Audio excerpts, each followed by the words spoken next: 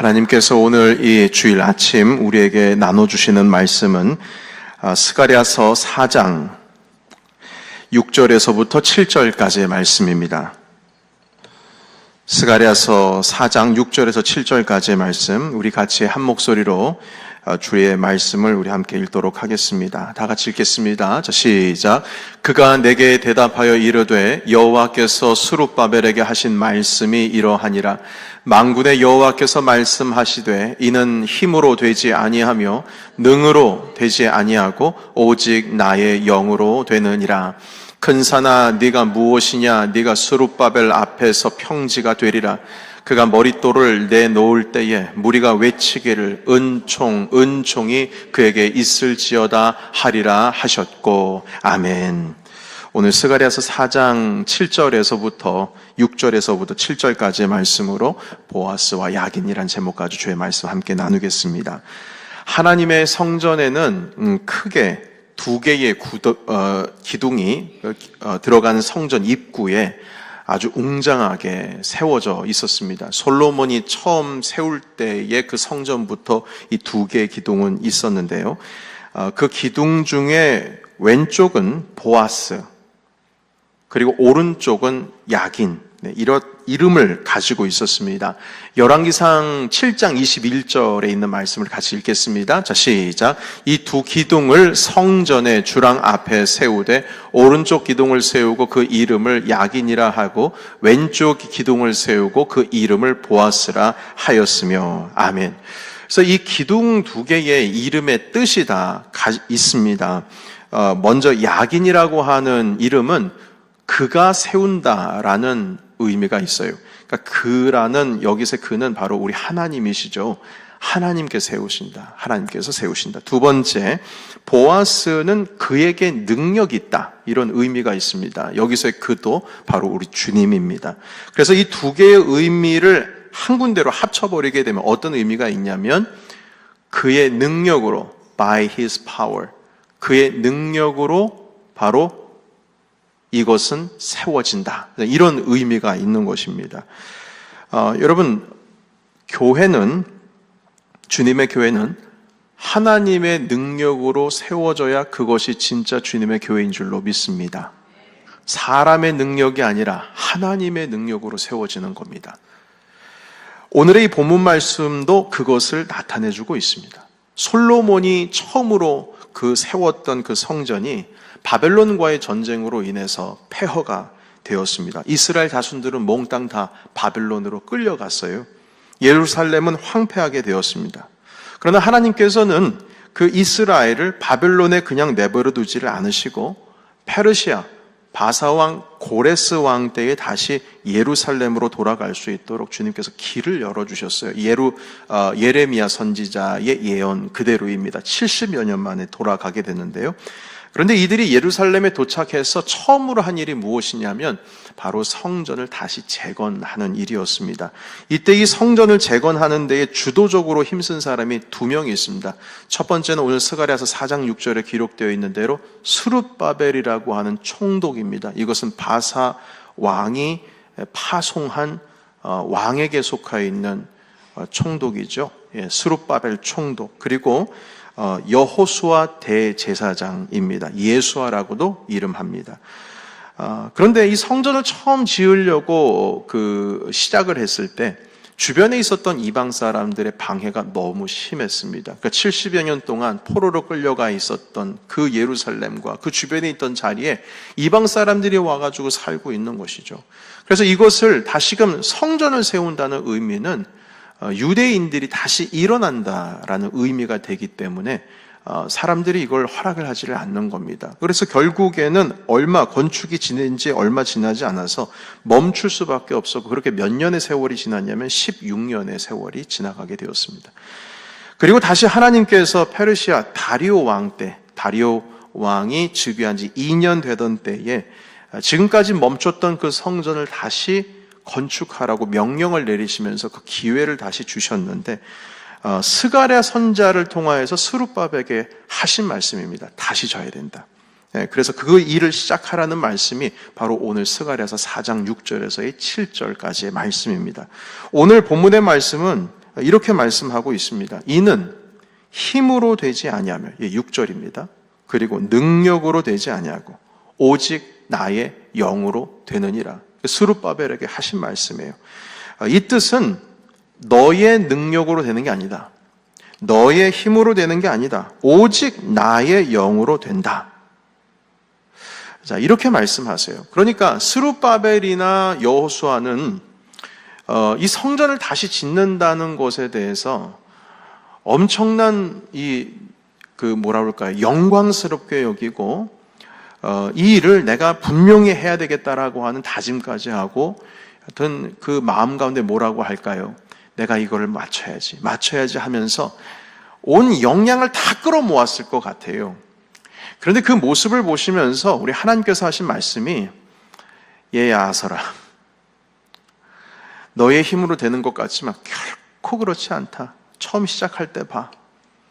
너희들의 힘으로 뭔가 될 줄 알았지. 그런데 시작하자마자 멈췄지. 그리고 16년 지났어.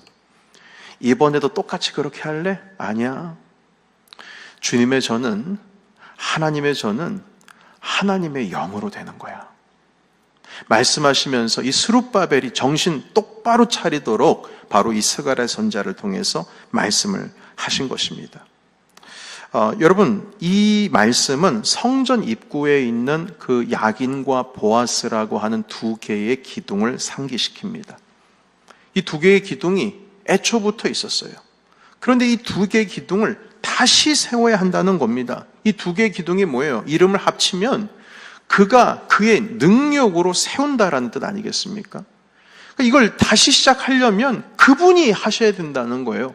그 기둥을 세우면서 내가 세워야지, 내가 좀 해봐야지, 내가 일으켜야지 라고 하는 그 마음이 있었다면 이제는 아서라, 내려둬라. 주님께서는 이 교회는 하나님의 능으로, 하나님의 영으로 세워져야 그것이 정말 주님의 교회다. 주님께서 다시금 오늘날 이 말씀을 읽고 있는 우리에게 가르쳐 주시는 겁니다. 자, 그런데 저는 이런 생각을 해봤습니다.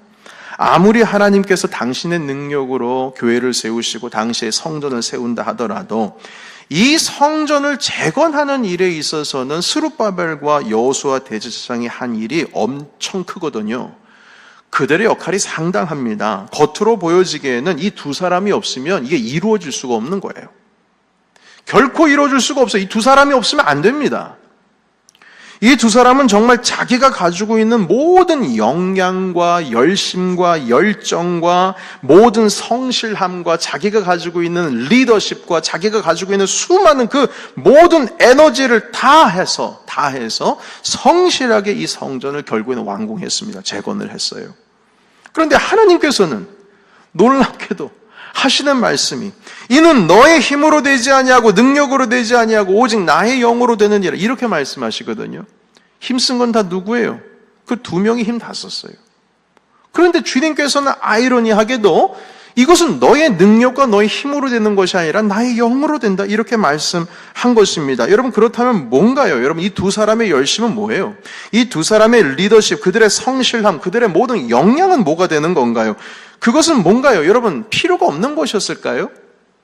필요가 없는 것이었는데 자기가 스스로 나서가지고 그렇게 잘 되어진 걸까요? 결국 하나님께서는 당신께서 말만 그렇게 하신 것일까요?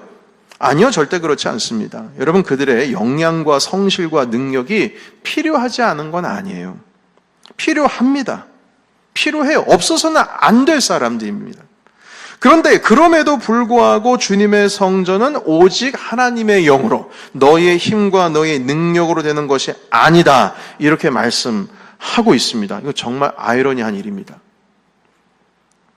스룹바벨과 여호수아가 일은 다 했는데 이건 하나님께서 하신 것이다, 이렇게 말씀하고 있다는 것이죠.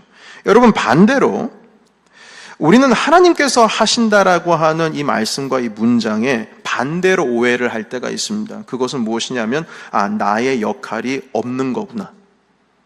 그러니까 하나님께서 다 하시고 나는 그냥 가만히 있으면 되는 거구나, 이렇게 오해할 때가 있어요. 그러나 결코 그렇지 않습니다.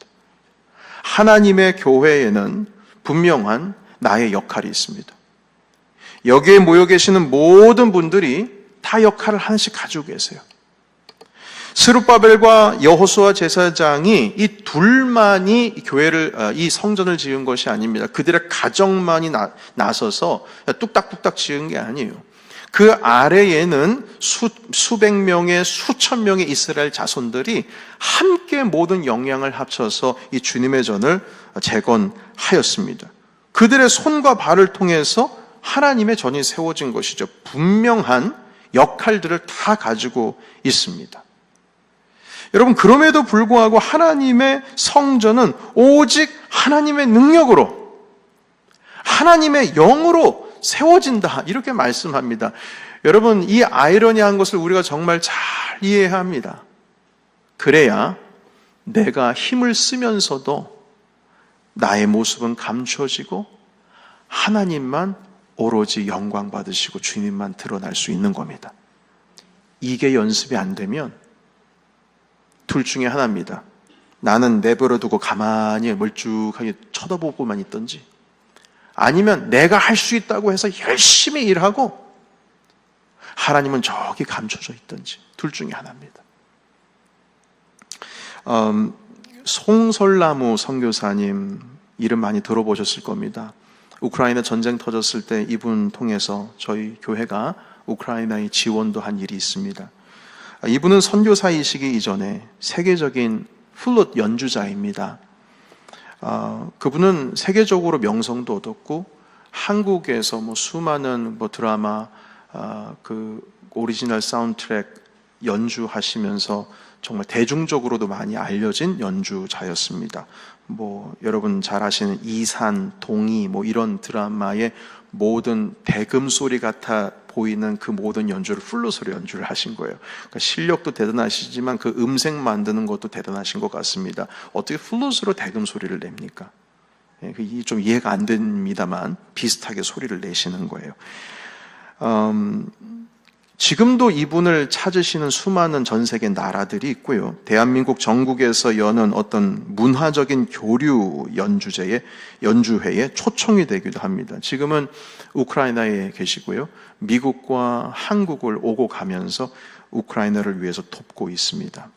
근데 이분이 한 연주회에 어떤 그 에피소드가 하나가 있어요.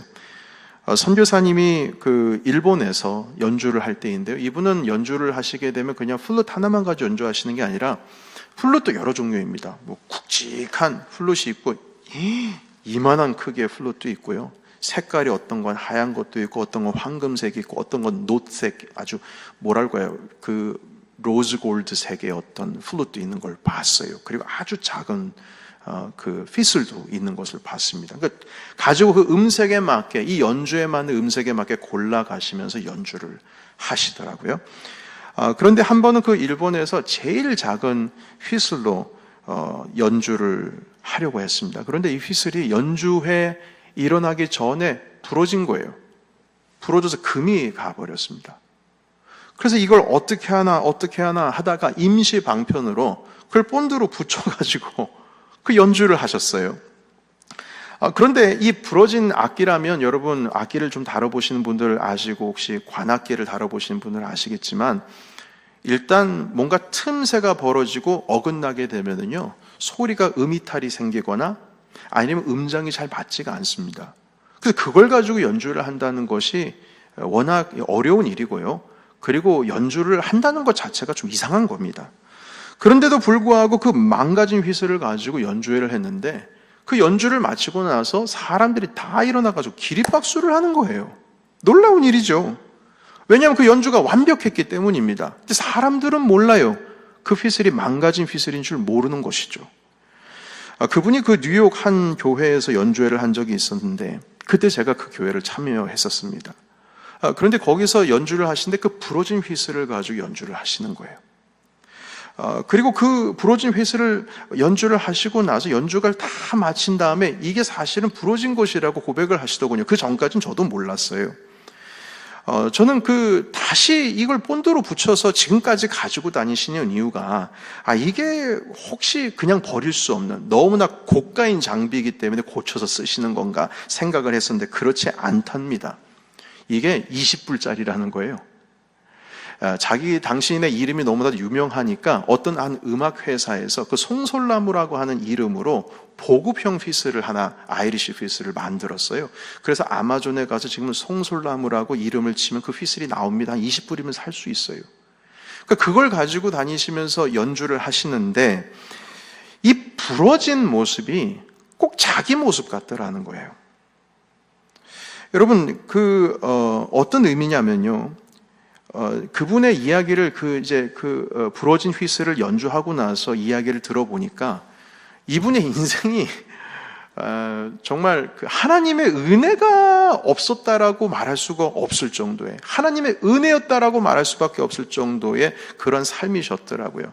그리고 신체 상태도 사실은 이 플룻을 불 수 있는 신체 상태가 아니세요. 심장이 안 좋으시고요. 폐가 안 좋으세요. 여러분, 호흡을 잘 해야 되지 않습니까? 근데 폐가 안 좋아요. 그리고 심지어 손가락도 짧습니다. 그래서 그 우크라이나 오고 가시면서 선교 활동하실 때 항상 약 챙겨 다니시고, 그리고 댁에서는 그 사모님이 엄청나게 기도하십니다. 근데 말릴 수가 없는 거예요. 하나님께서 부르셨기 때문에 난 간다고. 그런데 그 부러진 휘슬을 가지고 연주를 하시는 이유는 무엇이냐면, 하나님이 연주자가 되시고 꼭 자기가 그 부러진 휘슬 같아 보인다는 거예요. 여러분, 연주가 연주되게 하는 것은 휘슬 때문에 그 연주가 성공적인 것이 아니라 그 부러진 휘슬을 누가 부르냐에 따라서 그 연주의 성공과 실패가 가늠이 되는 겁니다. 여러분, 아무리 좋은 휘슬을 가지고 있어도요, 연주자가 별로 좋지 않으면 그 정도 소리 나오지 않습니다. 저도 한때 20대 후반에 좋은 기타를 구입하기 위해서 한국의 낙원상가를 이리저리 돌아다닌 적이 있습니다. 근데 결국에는 제 마음 가운데 하루는, 여러분, 이리저리 돌아다닌다라고 하는 것이 하루 이틀 돌아다녔다는 게 아니에요. 한 달 동안 돌아다녔습니다. 이게 좋은지 저게 좋은지. 그런데 그 돌아다니는 모습을 보니까, 제 스스로를 보니까 한심하더라고요. 근데 지금 뭐 하는 건가?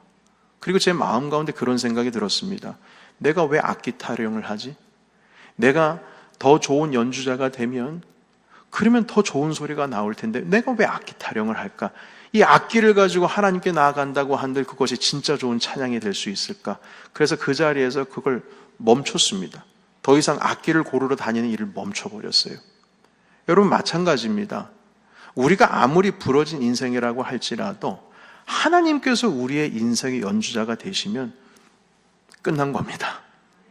하나님께서 연주하시면 우리의 인생은 하나님께서 놀라운 향연의 연주로서 승화시킬 것이기 때문인 것입니다. 부러져 있더라도 상관없어요. 괜찮습니다. 하나님의 연주하면 멋진 연주가 된다는 것이죠. 그래서 여러분, 그 송솔나무 선교사님은 어떤 연주회를 하든 그 부러진 휘슬을 가지고 다닌다고 말씀하시더군요. 여러분, 연주회를 할 때에 사람들은 그 선교사님 자기에게 박수를 치신다고 하더라고요. 그러나 선교사님은 이 박수를 받아야 할 사람은 내가 아니라 오직 하나님이십니다. 이렇게 고백합니다. 왜냐하면 이 연주가 있기까지 주님께서 나를 이렇게 만들어 주셨기 때문입니다. 이렇게 고백을 해요. 그런데 실제로 말입니다. 그 훌륭한 연주를 들었을 때에 우리는 그 휘슬에게, 야, 이게 1억짜리래, 이게 뭐 몇천 불짜리, 몇만 불짜리, 몇십만 불짜리래 하면서 그 휘슬에, 그 플룻에 우리가 박수를 쳐줍니까? 절대 그렇지 않죠. 그걸 연주하신 분에게 박수를 쳐드립니다. 마찬가지입니다. 송솔나무 선교사님께서 그 연주를 하실 때에 하나님께서 나를 연주하고 있는 겁니다. 그래서 나에게 박수가 아니라 주님께 영광을 올려드리는 겁니다. 이렇게 고백을 하더라고요. 여러분, 마찬가지예요. 스룹바벨 총독과 여호수아 대제사장은 정말 열심히 당신의 모든 역량을 쏟아서 성전 재건에 쏟아 부었습니다. 그러나 그 모든 것을 이루시는 분은 누구십니까? 우리 하나님 아버지십니다. 그렇기 때문에 이것은 너의 힘과 너의 능력으로 되는 것이 아니라 이것은 오직 나의 영으로 되느니라. 보아스와 야긴 신앙을 주님께서는 우리에게 오늘도 요구하시는 것입니다. 그래서 여러분, 능력의 종입니다. 이분은 능력의 종이십니다. 이분은 정말 놀라운 능력을 가지고 계신 능력의 종입니다. 이런 표현은 올바른 표현이 아닙니다. 오직 능력의 하나님만 존재할 뿐입니다. 왜냐하면 능력의 하나님이 계시기 때문에 그 종이 쓰임을 받는 것이죠. 오직 영광과 찬송은 다른 것에게 빼앗기지 않고 오직 하나님께만 드리는 것이 진정한 예배요 찬양인 줄로 믿습니다. 그래서 사랑하는 성도 여러분, 오직 하나님의 능력과 하나님 아버지 힘으로 주님의 교회를 세우신다면 이 말씀에서 우리가 해야 할 것은 없을까요? 우리의 해야 할 것은 있어요.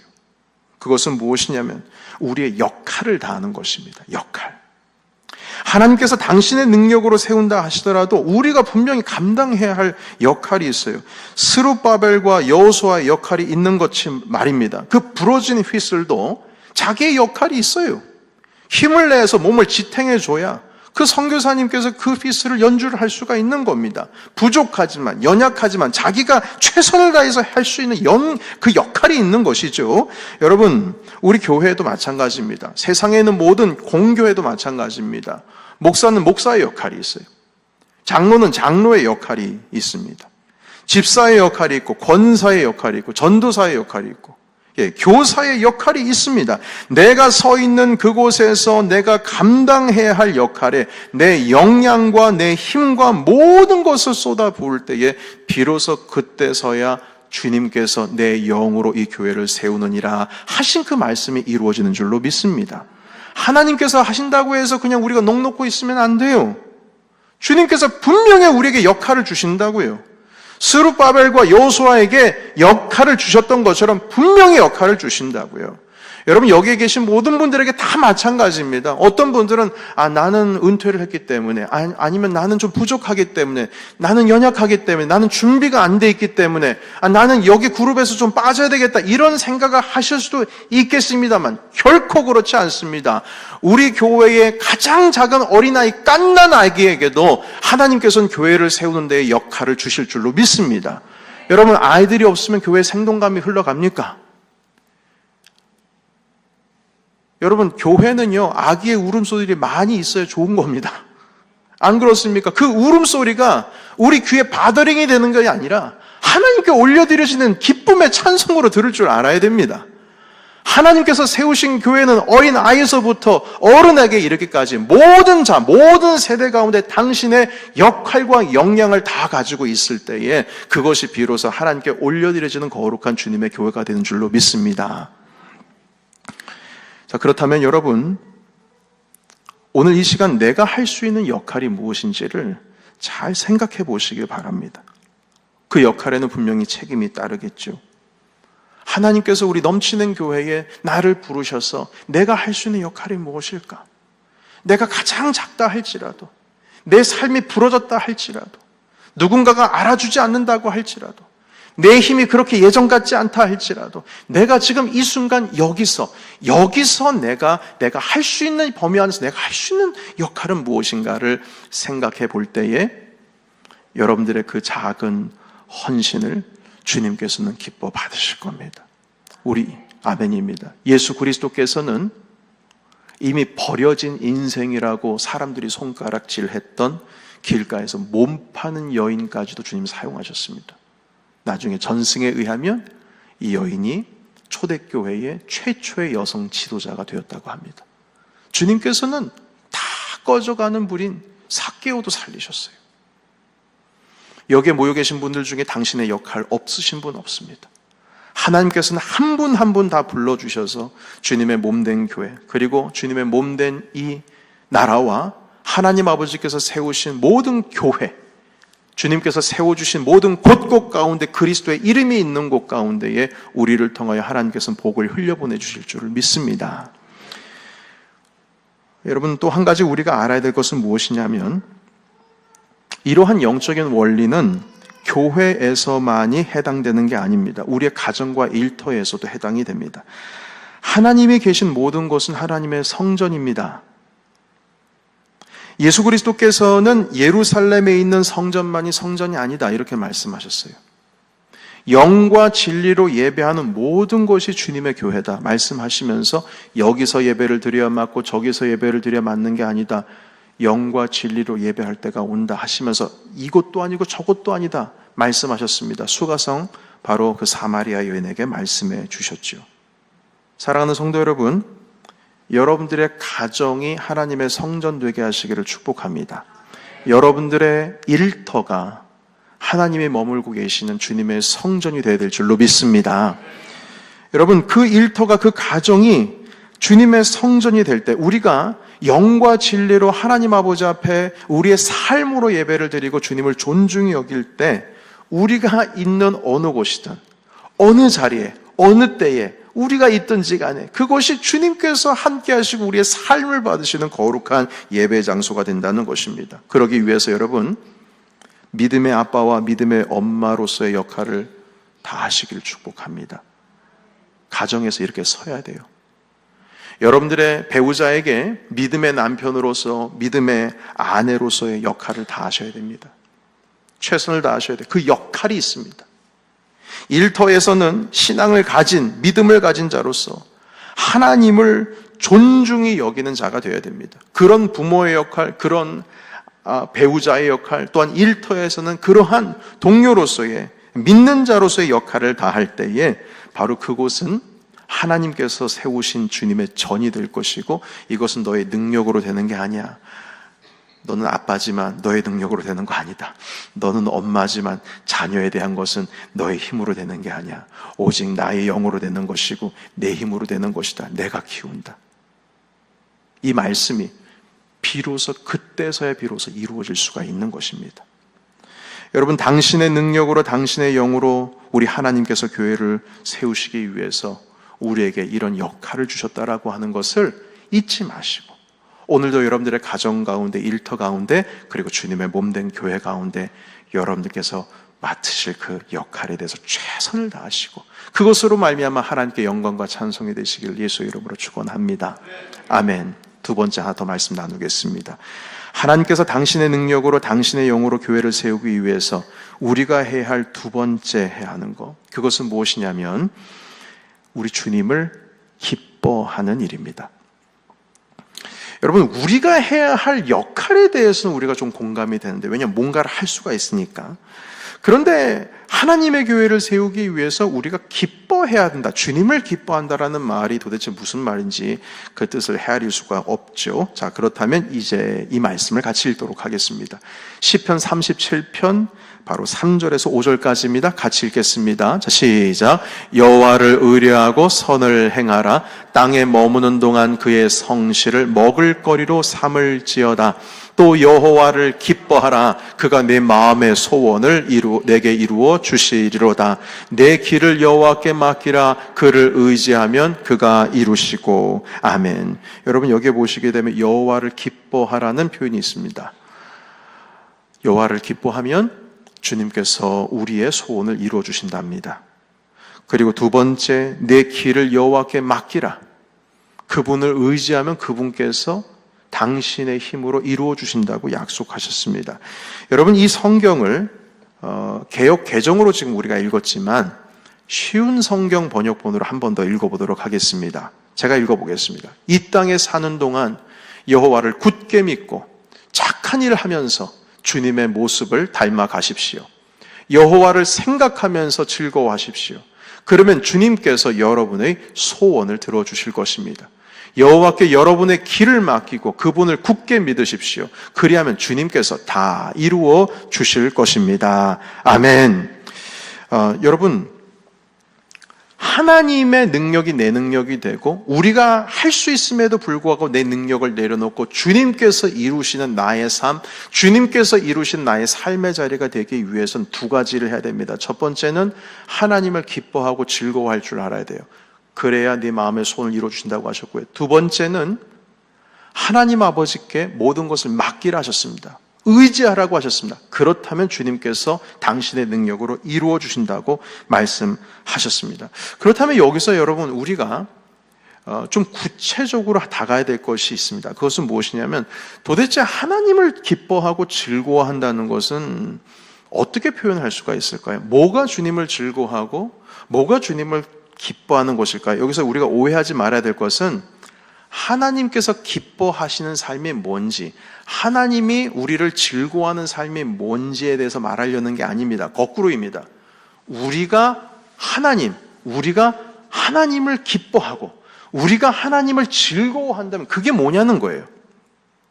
두 번째, 구체적으로 하나님께 우리가 뭔가 맡긴다고 했을 때 그 맡긴다는 건 뭘까요? 우리는 막연한 추상적인 단어, 이 추상적인 용어 가운데 갇혀 있으면 여러분 정말 뜬구름 잡듯이 신앙생활 할 가능성이 아주 많습니다. 하나님을 기뻐하고 주님을 즐거워한다는 것이 뭔 뜻인지를 모르면 우리의 신앙에 발전이 없어요. 왜냐하면 뭔지 어떻게 해야 될지 모르니까요. 그리고 하나님께 우리가 뭘 좀 맡긴다고 하는데 맡기는 게 뭐예요, 여러분? 맡기는 게. 그 행위가 도대체 뭐냐는 것이죠. 그것이 구체적이지 않으면 우리 여전히 뜬구름 잡는 것이고 신앙 계속 멈춰 있습니다. 왜냐하면 뭘 할지 모르니까요. 성경에 있는 이 추상적이고 눈에 보이지 않는 용어들, 표현들을 구체화시켜야 합니다. 자, 먼저 주님을 기뻐하고 즐거워하는 것은 무엇일까요? 그것은 하나님을 예배하고 찬송하는 것을 즐거워하는 것입니다. 여러분, 하나님을 예배하는 것이 부담스러우면 그걸 하나님께서 하나님을 기뻐하는 삶은 아닙니다. 내가 하나님께 찬송하는 그 자리 가운데에 들어가는 것이 쉽지가 않고 부담스러우면 그 찬양의 자리가 나와 잘 어울리지 않는다고 생각을 한다면 그것은 하나님을 즐거워하는 삶이라고 말할 수가 없습니다. 여러분, 하나님을 기뻐하고 즐거워하는 삶은 하나님을 예배하고 찬송의 삶을 즐거워하는 것입니다. 주님께서는 이 땅 가운데에 우리에게 이스라엘 백성들에게 처음 출애굽하자마자 구원의 여정을 시작하자마자 가르쳐 준 것이 뭔 줄 아십니까? 하나님을 어떻게 예배하느냐였습니다. 구원의 여정을 시작하는 자에게 예배의 자리가 즐겁지가 않으면 그 구원의 여정은 끝난 겁니다. 주님께서는 분명하게 말씀하세요. 안식일 지켜라. 주님 분명하게 말씀하세요. 절기를 지켜라. 내가 너희를 구원해 준 여호와다. 이걸 지켜라 말씀하시면서 번제는 어떻게 드리는지, 소제는 어떻게 드리는지, 화목제는 어떻게 드리는지, 속건제는 어떻게 드리는지, 속죄제는 어떻게 드리는지, 예배, 어떻게 하나님을 예배를 드릴 것인지를 먼저 가르쳐줬어요. 왠 줄 아십니까? 그게 가장 중요하기 때문입니다. 하나님을 기뻐하는 방법이 바로 거기서 나온다는 것이죠. 주님을 기뻐하는 자는 입에서 찬송의 소리가 끊어지지가 않습니다. 그런데 그 찬송이 언제부터 멀어집니다. 하나님을 예배하는 삶이 언제부터 부담스럽습니다. 그렇다면 그것은 주님을 기뻐하는 삶에서 멀어지고 있다라고 하는 증거가 됩니다. 또 마지막 한 가지, 주님을 의지하는 삶이 뭘까요? 이것은 바로 하나님 아버지 앞에 기도하는 자리에 나아가는 것을 의미합니다. 여러분, 주님을 의지한다고 하면서 기도하지 않는 것은 이건 뭔가 이상한 겁니다. 여러분, 하나님을 어떻게 의지할 겁니까? 생각으로요? No. 그렇지 않습니다. 하나님을 의지한다면 주님의 기도하는 자리 가운데 나갑니다. 집에서든 가정에서든 교회에서든 하나님 아버지 앞에 무릎을 꿇는 삶이 있다는 겁니다. 만약 기도하는 자리가 내 삶 가운데 없다면, 그것이 멀어지고 있다면, 내 기뻐하는 자리가 아니라면 우리는 의지한다고 말은 하지만 그건 의지하는 게 아닙니다. 여러분, 마찬가지죠. 내가 사랑하는 사람한테 사랑한다고 하면서 사랑한다고 하는 자의 행동이 거기에 맞지가 않으면 그건 사랑하는 게 아니라고 합니다. 마찬가지예요. 우리 하나님을 기뻐하고 즐거워한다면서 예배의 삶을 멀리하고 찬송의 삶을 멀리하며 또는 하나님께 의지한다고 하면서 주님의 기도의 자리 가운데 나아가지를 않는다면 그것은 주님을 의지하는 것이 아닙니다. 사랑하는 성도 여러분, 정말 하나님의 복을 받고 싶으시다면, 주님께서 이루고자 하시는 주님의 교회를 이루고 싶으시다면, 그리고 하나님께서 세우시는 하나님의 능력이 살아있는 주님의 공동체를 경험하시고 그러한 주님의 가정과 일터를 엮어가고 싶으시다면 여러분, 예배의 삶을 회복하시기를 주의 이름으로 축복합니다. 찬송의 삶의 회복이 되어야 됩니다. 하나님께 기도의 삶의 회복이 되어야 됩니다. 여러분, 예배, 찬송, 기도, 이 세 가지에 대해서 교회가 지금까지 2000년 동안 주구장창 얘기를 해도 질리지 않는 이유는 그것이 생명이고 주님께 나아가는 가장 기본적이고 원론적이고 주님께서 우리에게 가르쳐 주신 주님께 가까이 나아가는 일이기 때문인 것입니다.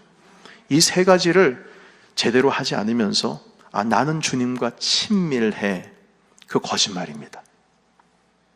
이 세 가지 가운데 내가 함께 있지 않으면서 나는 주님 앞에 헌신해, 거짓말입니다.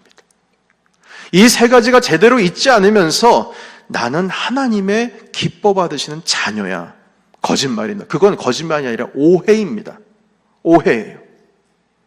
다윗은 어떤 상황 속에서도 주님을 예배했습니다. 다윗은 어떤 상황 속에서도 하나님께 기도했고, 다윗은 어떤 상황 속에서도 주님을 찬양했습니다. 여러분, 우리의 삶 가운데 오늘 이 두 가지를 기억하시기를 바랍니다. 하나님께서 세우시고 하나님께서 이루시기 위해서, 하나님께서 이루시는 내 가정과 일터와 주님의 교회를 세우기 위해서 내 역할은 무엇인가? 두 번째, 그 역할을 잘 해내고 있는가? 그리고 마지막으로 나의 예배의 자리, 찬송의 자리, 기도의 자리는 하나님 아버지 앞에 감사함으로 연락되고 있는가? 이걸 살펴야 될 것입니다. 어떤 분들은 이렇게 말씀합니다. 이 찬양이라고 하는 것이 문화적인 것이고 세대 간에 선호하는 것이 다르기 때문에, 어떤 분들은 저는 이 찬송가만 찬양이라고 생각합니다 라고 말씀하시는 분이 있어요. 부끄럽지도 않나 봐요. 그런 말씀을 대놓고 제 앞에서 하시더라고요. 부끄러운 겁니다. 하나님께 올려드리지는 우리의 심령 가운데서 참되고 감사함으로 나온 모든 것이 찬송인 줄로 믿습니다. 제가 주의 손에 나의 손을 포개고라고 그 찬양을 만들었을 때 하나님께 제 삶을 올려드리기 위해서 만든 찬양이에요. 그런데 그분의 논리에 의하면 그건 찬양이 아니에요. 그냥 복음 성가지. 여러분, 제가 주님의 손에 나의 손을 포개고 주님의 발에 내 발을 포개겠습니다 라고 주님 앞에 곡절을 붙여서 나아가는데, 그걸 하나님께서 바라보시고 그거 찬양 아니다, 복음 성가다 이렇게 말씀하실 것이라고 생각하십니까? 결코 그렇지 않습니다. 그 찬양 만들 때 제 인생을 다 걸었습니다. 6개월을 만들었어요. 그때 당시에 내가 가지고 있었던 모든 신학과 모든 신앙과 내 가운데 있었던 하나님을 향한 열심과 열정의 모든 것을 집합해서 만든 찬양이 그 찬양입니다. 내가 지금까지 죽을 때조차도 하나님 아버지 앞에 고백할 수 있는 고백이 그 가사예요.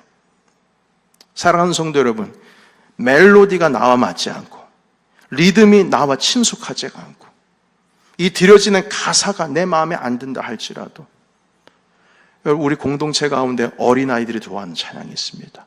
어르신들이 좋아하는 찬양이 있어요. 찬송가도 주님을 향한 찬양입니다. 이 찬양 정말 감사한 찬송 많이 있죠. 그렇지만 어떤 세대가 부른다 한들 하나님 아버지 앞에 진정으로 하나님 아버지 앞에 우리가 마음과 정성을 다 쌓아놓은 그 자리라면, 그 자리 가운데에 내 옷이 맞는다 하지 않을지라도 하나님 아버지 앞에 감사함으로 기뻐함으로 있어야 될 줄로 믿습니다. 그래야 주님께서 그 온 세대의 찬송을 받으시는 거예요.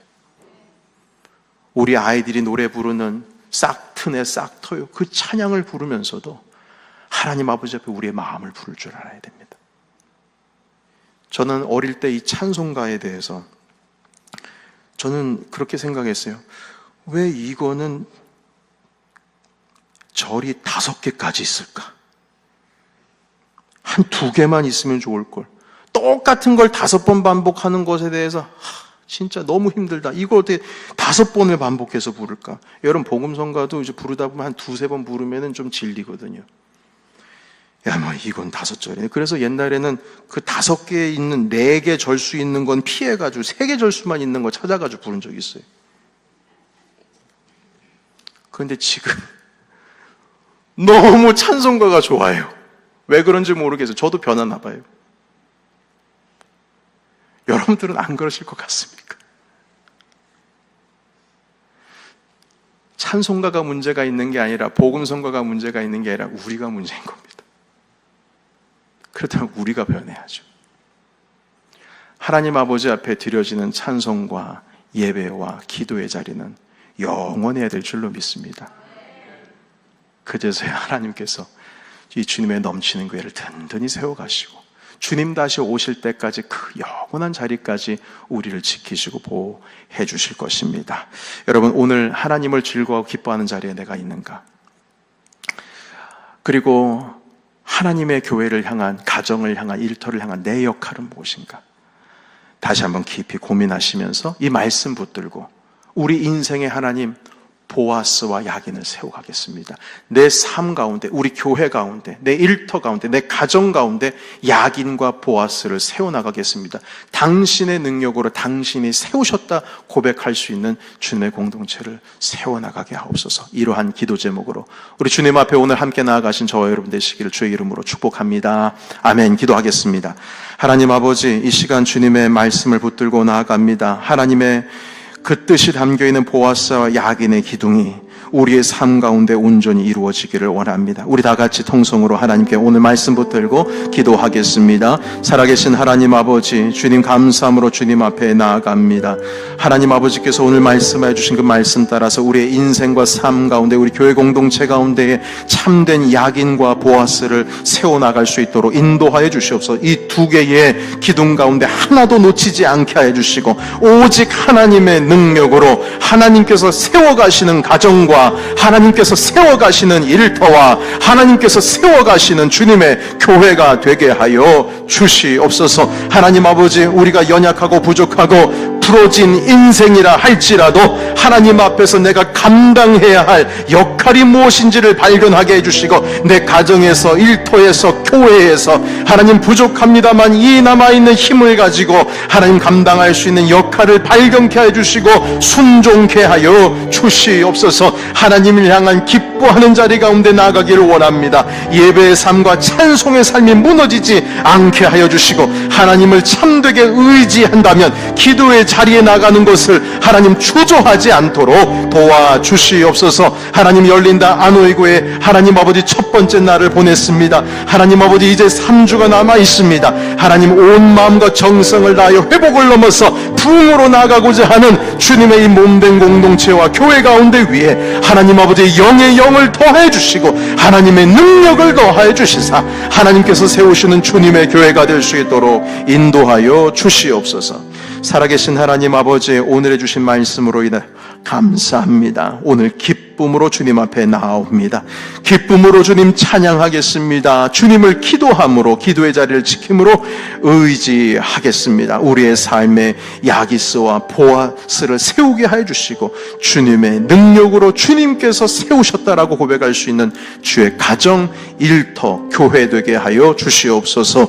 예수 그리스도의 이름으로 기도하옵나이다. 아멘.